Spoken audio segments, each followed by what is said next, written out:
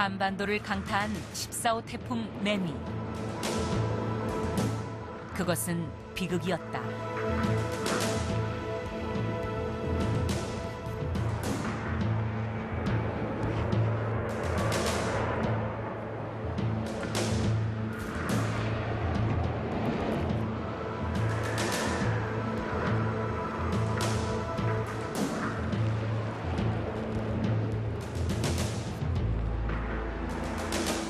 태풍이 내륙을 통과하기까지 불과 7시간.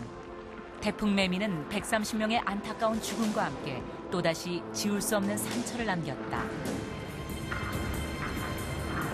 해마다 반복되는 인명피해. 우리는 앞으로 어떻게 막을 것인가?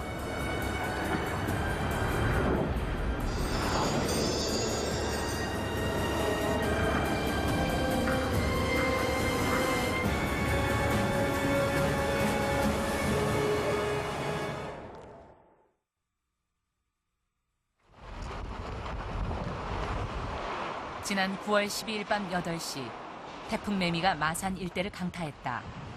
신마산 지역 일대는 초속 38.8m의 강풍이 몰아쳤다. 밤 9시를 조금 넘기며 만조 시간과 겹쳐 거대한 해일은 해운동 일대를 물바다로 만들었다.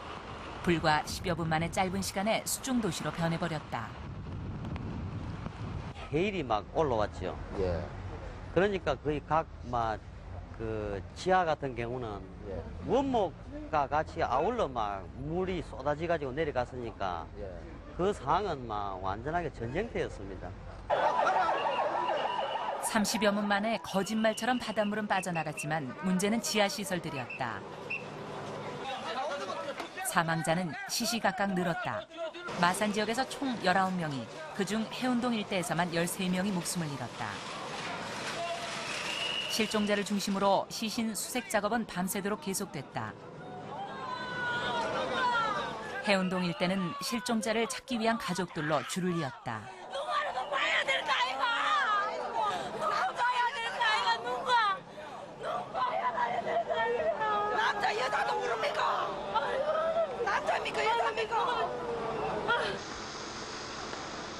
태풍 사고 닷새 후 실종자들은 시신이 되어 돌아왔다. 20살 고 문봉진 군의 분향소. 부모는 아직도 할 말을 잃고 있었다.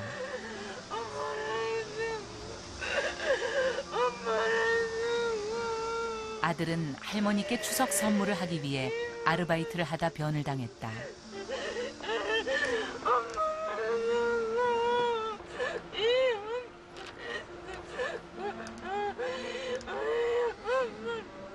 생각 원했죠.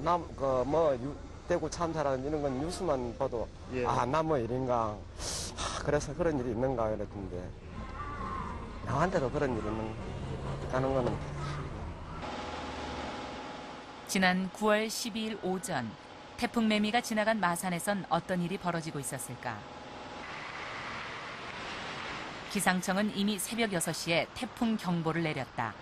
하지만 마산 일대의 날씨는 평상시와 다름없었다. 시민들도 여느 때와 같은 모습이었다. 하지만 태풍 매미는 이미 괌을 지나 한반도를 향해 빠르게 북상하고 있었다. 오후 4시 제주도 고산. 우리나라 기상관측 사상 최고 기록인 초속 60m의 강풍이 태풍의 위력을 예고하고 있었다. 오후 6시 제주 성산포에 태풍 매미가 상륙했다. 게릴라성 폭우와 강풍으로 시설물들은 파괴되고 곳곳이 침수됐다. 태풍 매미는 제주도를 쑥밭으로 만들고 계속 북상한다. 제주도를 강타한 그 시각 마산. 평소보다 조금 센 듯한 바람이 불었지만 태풍의 징후는 보이지 않았다. 마산 기상대 기록을 보면 풍속이 초속 7.7m로 평상시와 다름없었다. 오히려 잠시 맑은 하늘이 보이기도 했다. 보통 이 태풍에도 이렇게 밴드가 밴드가 이렇게 있는데 강한 밴드가 지나갈 때는 아주 강풍을 동반해서 비바람이 쏟아지지만 또 이 밴드가 좀 지나고 다음 밴드가 올 때까지는 약한 소강 상태를 보일 때가 있습니다. 오히려 평온을 느낀 네. 그것이 이제 불과 1시간만 지내도 급반전하게 되는 그런 예. 식이거든요. 예. 어둠이 내리기 시작한 시각에도 신마산 일대는 평소와 다름없는 일상이 이어지고 있었다. 대부분의 업소가 문을 열었고 해운동 거리엔 젊은이들이 모여들었다.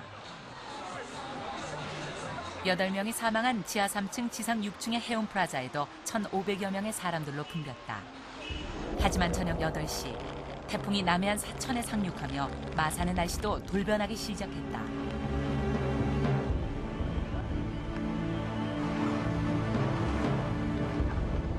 정전으로 도시가 암흑으로 변하며 강풍이 불고 바닷물이 넘어 들어왔다.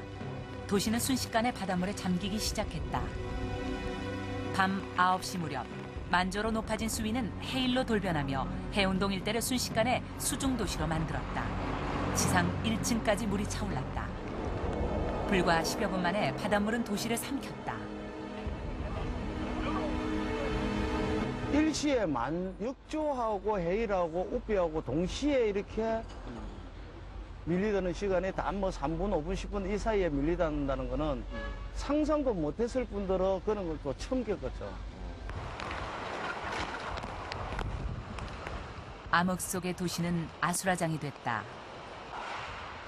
서항부두에서 떠내려온 10여 미터 길이의 원목 수천 개도 해일과 함께 도시 곳곳을 강타했다. 30여 분 뒤 해일은 거짓말같이 빠져나갔다. 그러나 도시의 지하 공간은 바닷물로 가득 찼다. 건물 지하에서 수십 명의 사람들이 빠져나오지 못한 것이 확인되고 있었다. 다음 날 가장 많은 인명피해를 입은 해운 프라자를 포함한 침수 건물들에서 시신 수색과 복구 작업에 들어갔다. 하지만 원목과 차량이 뒤엉킨 지하는 접근하기조차 어려웠다.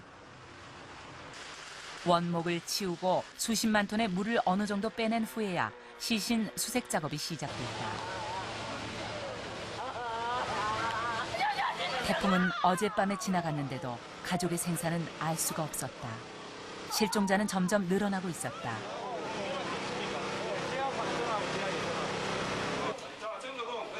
태풍 매미가 지나간 지 24시간 만인 13일 밤 9시 해운 프라자에서 시신 2구가 인양됐다. 다음 날 새벽 4시에는 시신 6구가 더 수습됐다. 복구 작업이 진행될수록 실종자는 대부분 사망자로 확인됐다.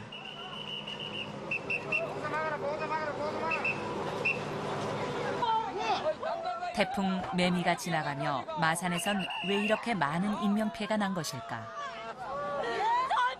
이게 태풍 진로도 우리가 알고 있었고 그런 의미에서 본다면 남해안에 상륙하는 게 적어도 2시간 정도 여유가 있었는데 그 문제를 그 관에서 좀 더 주민들에게 대피령을 내린다든지 경각심을 불러일으킨다든지 하는 이런 문제가 좀 더 면밀하게 됐으면 이 수많은 인재는 우리가 막을 수 있지 않았겠느냐 이런 생각이 듭니다. 침수된 지 나흘 뒤인 16일 저녁 8명의